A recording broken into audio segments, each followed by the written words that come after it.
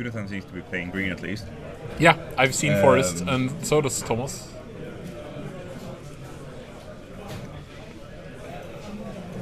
The Forest Mirror. And here comes the Pegasus, the one that gives all the humans flying when attacked. So upon further inspection, this is very much not the pod final, since Jonathan is actually 0-2 in this draft, and Tomas is 1-1. Oh, okay. But it's the pod final of our hearts. Yeah, exactly. It's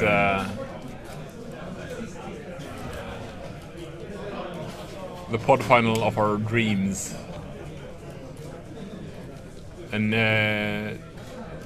down comes the rare card that gets counters for equal to the devotion to green that you have.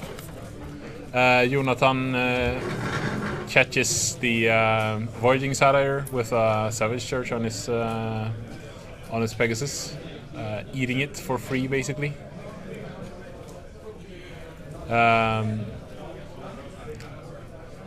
The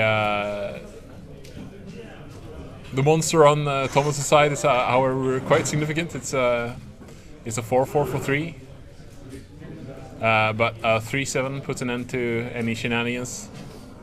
One of Jonathan's, well, I shouldn't say favorite cards, but he rates it higher than most in limited. His favorite card, by the way, is chosen by Heliod. The cantrip +2 enchantment for a colorless and white.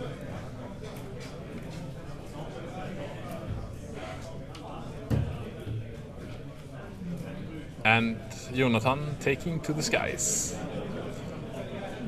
with Griffin and following up with a hoplite. From further inspection of the standings, the actual pod final in pod 1 is Kristoffer Demi versus Erik Ryding, who are both 2-0 in the first draft here today. Okay.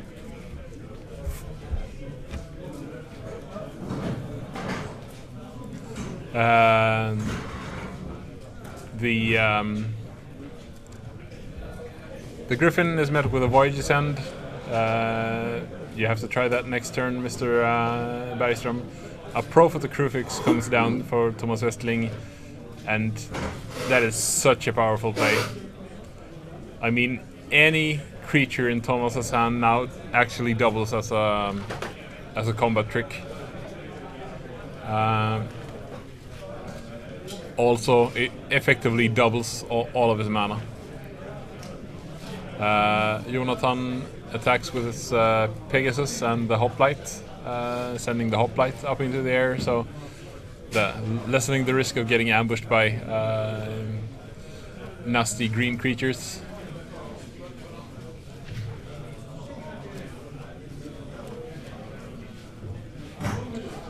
Tomas puts down Vulpine Goliath, the 6/5 Trampler, at the end of turn, casually.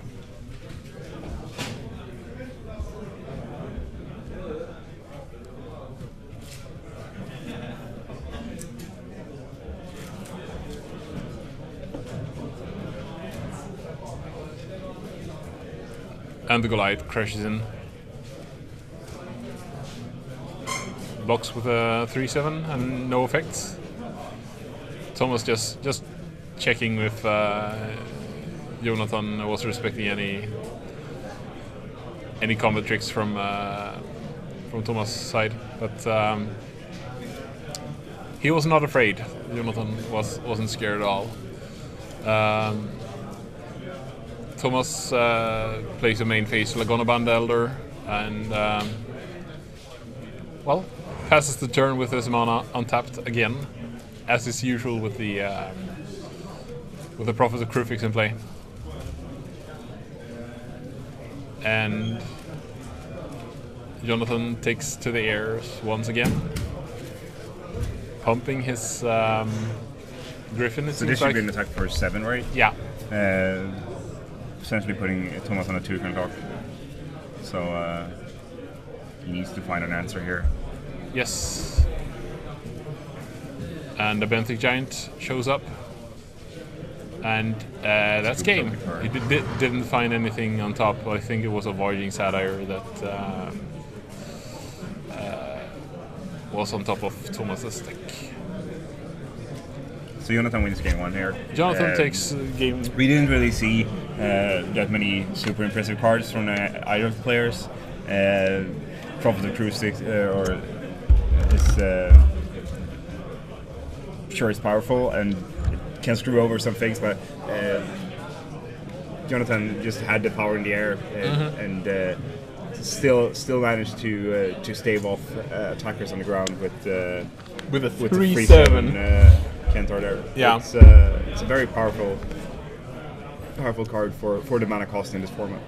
Yeah, well, as we saw here, if Jonathan's creature would have been anything else than a 3/7, then we are actually in a race because of the 6/5. Yeah, 6/5 and a 4/4. Yeah, exactly. Not to forget the 4/4 for 3. Not to forget the 4/4 for 3.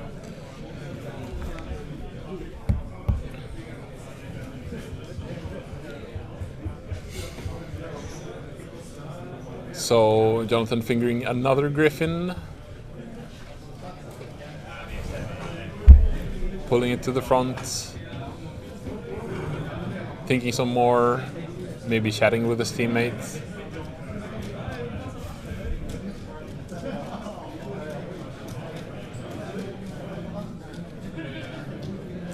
Actually, Jonathan has dubbed the Griffin the 3/2 my pet card in Teros, because every time he walks over to watch my MTGO drafts, he sees me with one in hand and one in play, and I'm actually not that fond of it. But well, he's the 3 power 5 for 5. Yeah. And sometimes that's good enough. That's exactly what you want.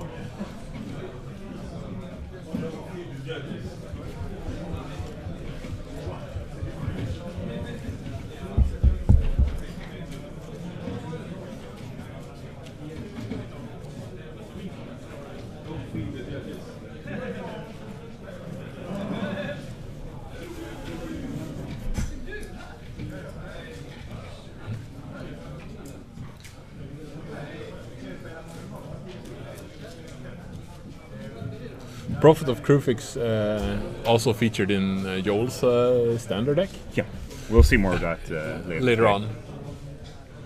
How's Joel doing in? He's still up there. He managed to snag 1 win today, so he's 1-1 in the draft now. Yeah. Currently playing against Poya from. I think they're both in the second draft pod.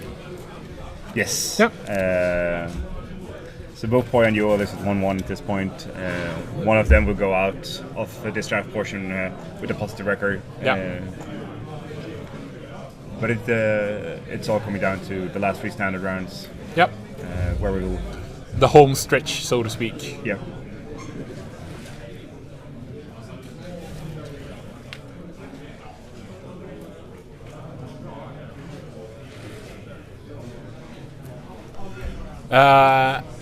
It seems we will be having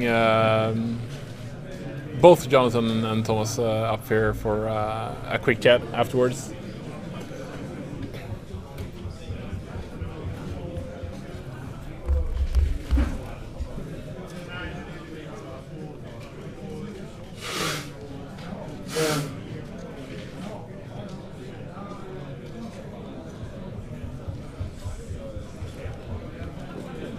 And Jonathan taking a mulligan to 6, it seems.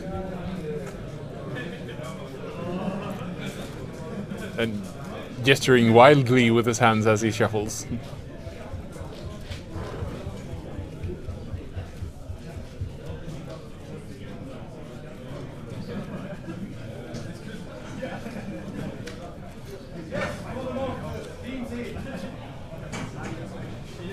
What's going on right now is the Modern Masters team seal. Yeah, just started.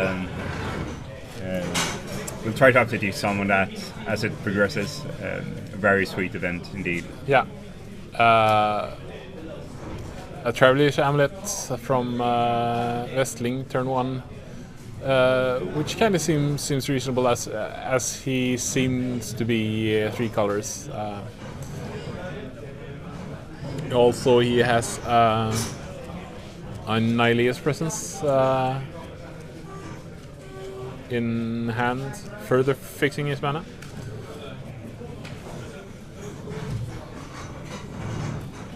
Cracking the Traveler's Amulet first. Taking a look. Trying to figure out what land to pick up. So he's actually 4 colors. All the colors. Very interesting. Well, with Traveler's Amulet and all the other fixing cards that we've seen so far, sure, why not? Yeah. It might be that he's just a very light blue splash and very, very light white splash, and we just didn't see the rest earlier. But it seems like he has a second Nylea's Presence as well. Maybe. Yeah, definitely. The thing is though, you're not really splashing white for Lagonaband Elder, which you played game 1, right? Well, the question is then, he might just have the Laguna Band Elder just as a filler. Yeah. To I mean, it's a reasonable card. There's a free 2 for free, with a minor upside if you have some random enchantments. But there we see probably one of the reasons that he actually is playing more whites. Yeah, so any speculation of him just splashing white seems to be fairly off base now. Now that we've seen more white cards here. Down comes the Leaf Crown Dryad, making the a bulky 5/4 5/4 reach, and just smashing in there. Yeah. Jonathan also with the time to feed in hand, so should there be any medium-sized creatures on Thomas's side of the board, they will get eaten fairly quickly. Volpine Goliath, however, is anything but medium-sized. That's one huge wolf, or fox, I mean.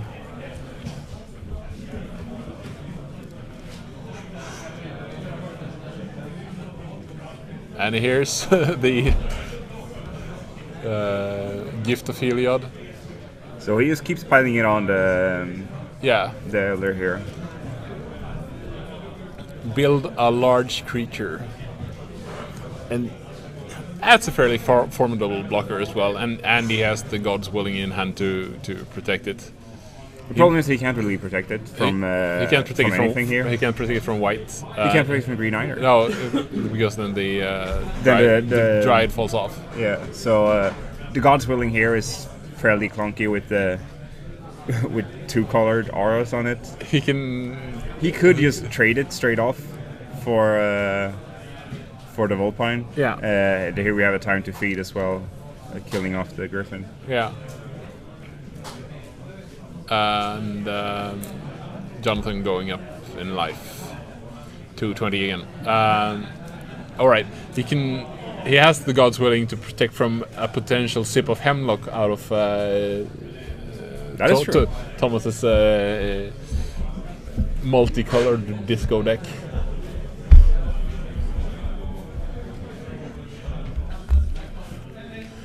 And he'll take the trade. Thomas accepts the trade here, bringing all the creatures down to size a bit. Tomas just drew a forest, and he has some other lands in hand as well. Yeah. So the question here becomes, does he have any action left in his hand? He has a Nylea's Presence that might draw him into some action. Yeah. And now he's thinking, why did I put the Nylea's Presence on the forest? He has the Voiding Setter as well, so he can pretty much play whatever he wants in this game. Yeah. He drew a 3/3 Vigilance flyer that regenerates for a black and white and 3 life. Black mana splash. Exactly.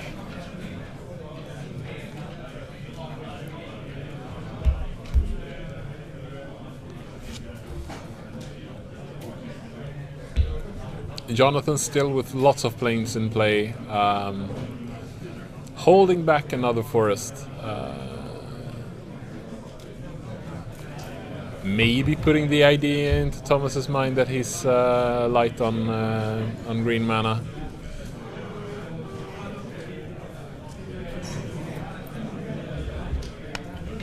An attack here must be inevitable. Yeah.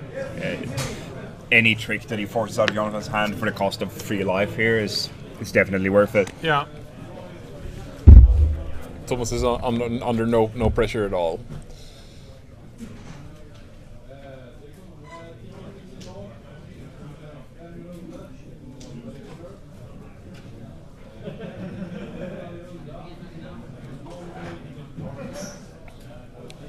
Thomas taking a think here. Yeah.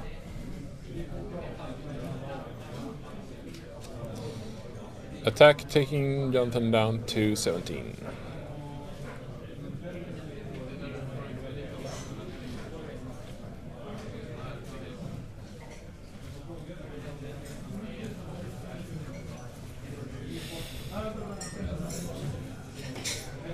And a winged steed rider, and there's no way he can make Thomas believe that that was anything but from the top.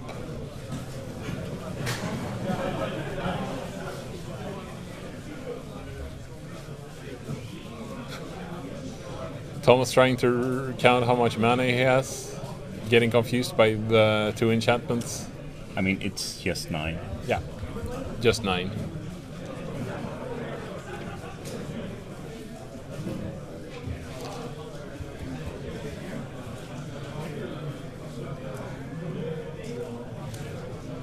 That's Heliod's Emissary. It's definitely a good draw for Thomas here. Yeah, but we have the trigger on the stack, I assume. Yeah. So Jonathan is considering God's Willing on the Hell Steed. Yeah. Or the Flying Steed. Yeah, giving it protection from white, so.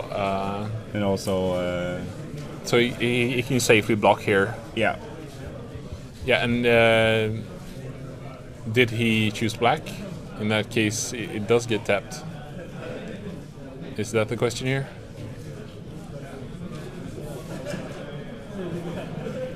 Playing we shove to the bottom. Yeah. Winged Steed Rider bravely stands in the way.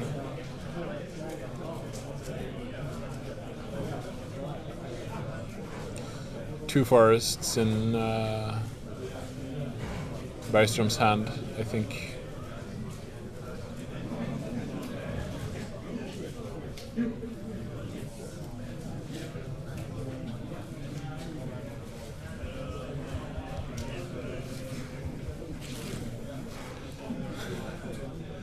And this time the attack goes through. Yeah, he actually gets tapped with the Emissary. Another land. Another land drawn for Jonathan. This is round 13 of 16. Yeah.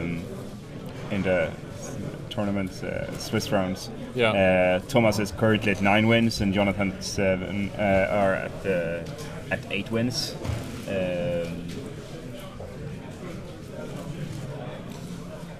Another huge spell here, Benthic Giant here for Tomas Westling.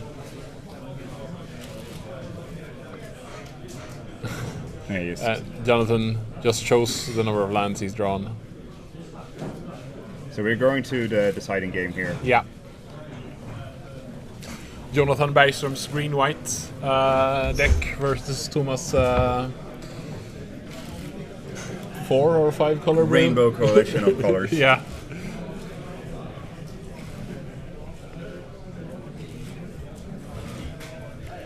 So Jonathan fingering the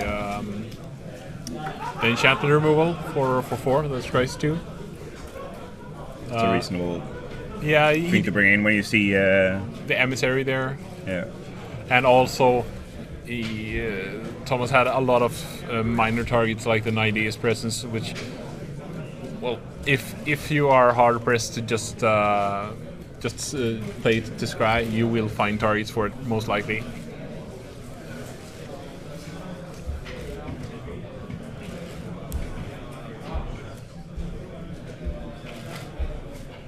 And he does seem to be sideboarding 2 cards here. We can't really make out what they are. Hopefully it's something good.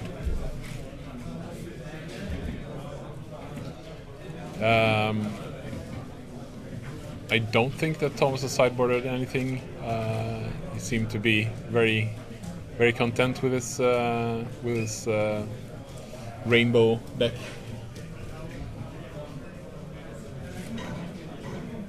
It had a couple of really powerful cards, like the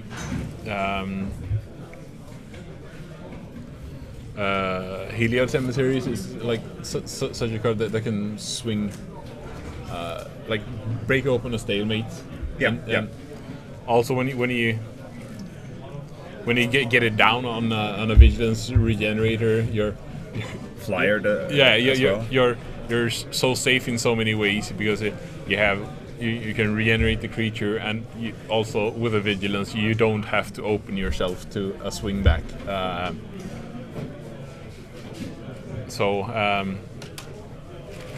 Quite a nifty combo with the black-white flyer and the emissary.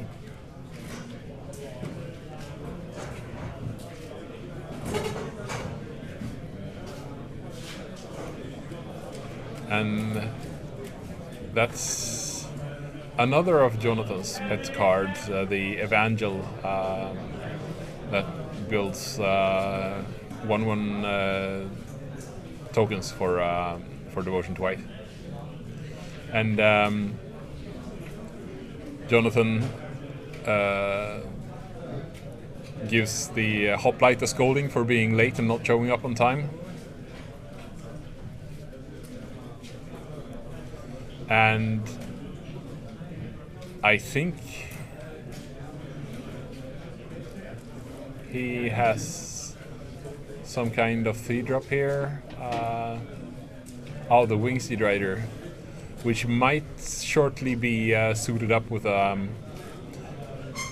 Gift of Heliod.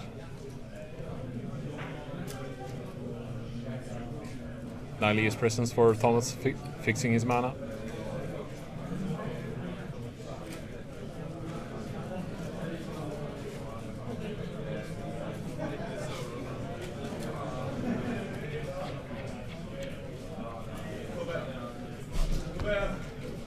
There's also a time to feed here for Jonathan if he were to venture out on such a proposition. Thomas still has untapped mana, so maybe now is not quite the time. But you do want to trigger your heroic on your creatures this turn one way or another. He also has Hopeful Eidolon, a lifelink bestow 1/1, but he doesn't seem to be having a 4th mana right. So he might be in the business for drawing a card here with the Gift of Heliod.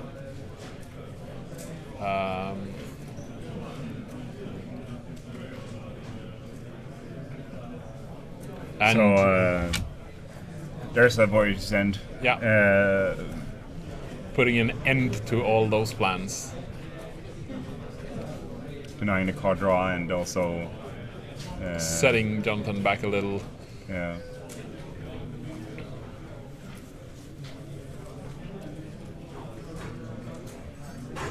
So we miss Lander from Jonathan, and Tomas just keeps piling it on here with the Griffin. Yeah. Another Wingsteed Rider drawn here for Bergström, I think.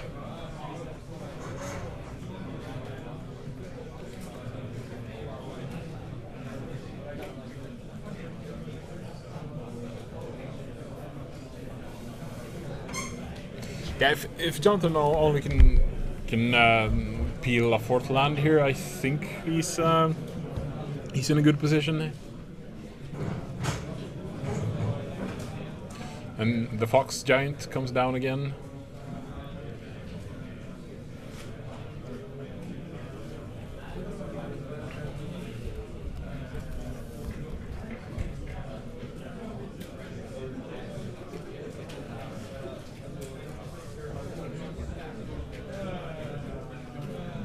And down comes the 4th land here is really important to Jonathan. Yeah. The lifelink and extra power on the Wingsuit Rider is makes it a possibility that he will actually be able to raise the Fox. Of course, there is the prevention on the Griffin, which can cause some problems, but it's such a mana-intensive ability for Tomas to use, so he will just not do anything while Jonathan can use his mana to just keep building up his board.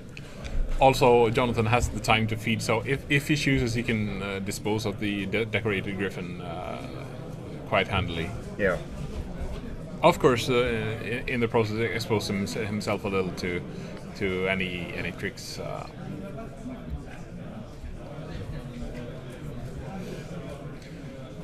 But Jonathan can also attack in with the pseudo Baneslayer Angel that he's built. Make Thomas commit the mana before, and then time to feed post combat. Yeah. Roar. A not very unexpected attack from Thomas here. No, crashing in for 8. He has the Cyclops in hand. The Benthic Giant here? Yeah, the Giant that he ready to place. Yeah. Just piling on more power here while he can before he gets too close to the lower life totals that he needs to definitely use the Greater Griffin. Yeah.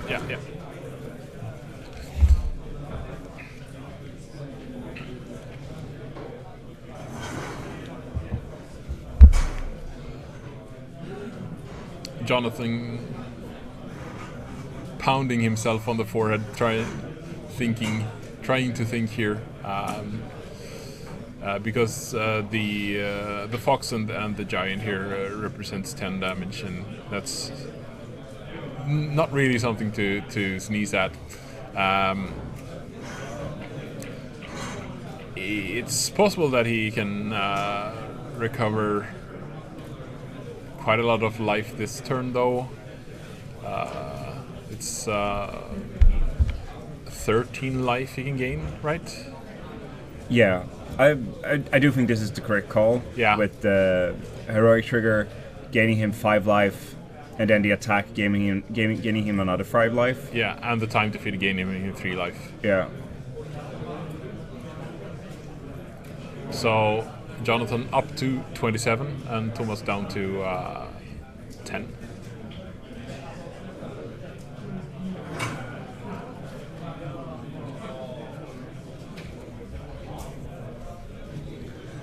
Should be a 9, right? Yeah, it's 9. 5. Oh yeah, it's a 5 power attack now. The Prophet of Crucifix drawn for Tomas Westling this turn. So everything swings in. Yeah. And he's gonna drop the Prophet and still have everything untapped. Exactly. To play whatever else he wants in his turn. True. Or in Jonathan's turn. The Prophet of Crucifix is slightly better when you still have your huge creatures in hand to ambush your opponents. But of course, giving all your creatures pseudo vigilance and all your the doubling all your mana is quite a nifty proposition as well. So Jonathan down to 20. The attack from Jonathan now will bring Thomas down to 4. Yeah. And Jonathan back up to 25. So on board, this is Jonathan's game. Yeah. And he also has a handful of cards which he hasn't been able to play because of the lack of mana. But this still looks like Jonathan can actually bring this game home. Yes. Jonathan thinking in his upkeep here. Maybe thinking God's willing upkeep on.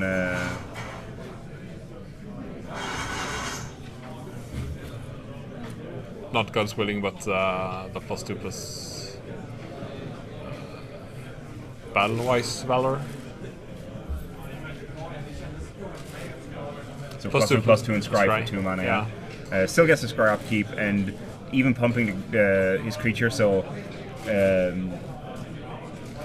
right now it's 7/7. It's just 2 damage away from actually sealing this game. And I guess he has. It's an 8/8 even. It's a +2/+2 from the pump and. Oh, it is. So any heroic spell now would actually win this game. Any targets. Jonathan keeps the card on top, draws it for the turn. Smashes in for 8. Yeah. I am now at 28.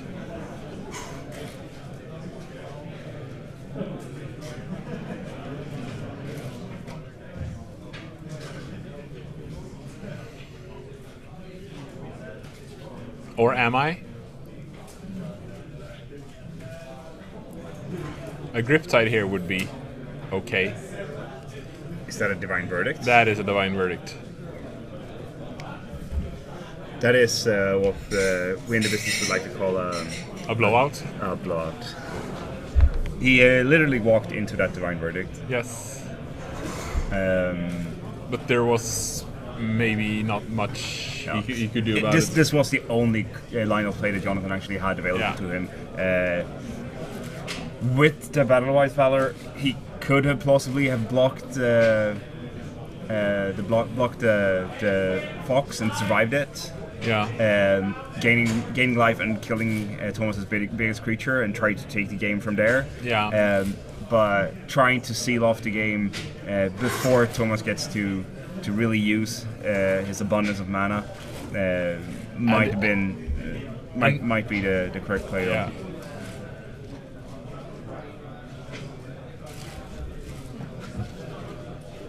Is Jonathan gonna take 13 here?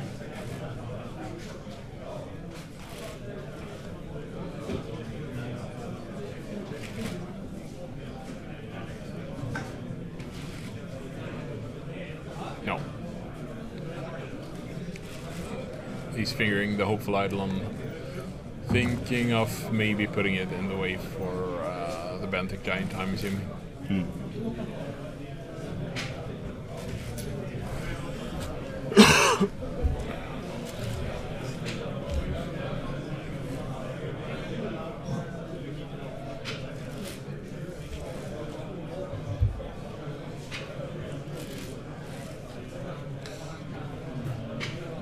No, he goes down 7.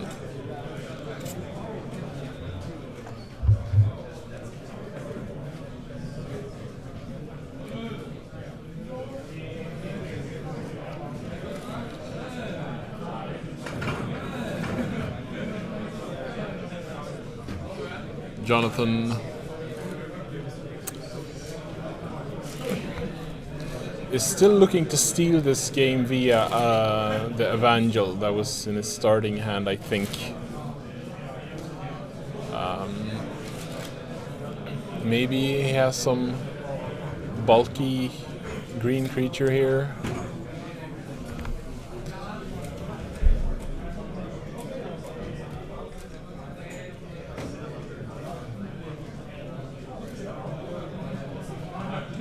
Yeah, the 4/5.